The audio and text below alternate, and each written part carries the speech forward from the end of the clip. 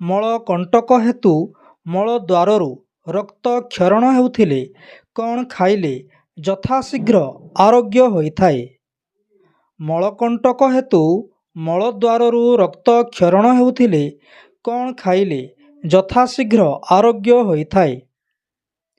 ଏହି ପ୍ରଶ୍ନଟିର ଉତ୍ତର ଜାଣିବା ପୂର୍ବରୁ ଆମ ଏହି ଭିଡ଼ିଓଟିକୁ ଗୋଟିଏ ଲାଇକ୍ କରନ୍ତୁ ଏବଂ ଯଦି ଆପଣ ନୂଆ ଅଛନ୍ତି ତେବେ ଆମ ଏହି ଚ୍ୟାନେଲଟିକୁ ନିଶ୍ଚୟ ସବସ୍କ୍ରାଇବ୍ କରନ୍ତୁ।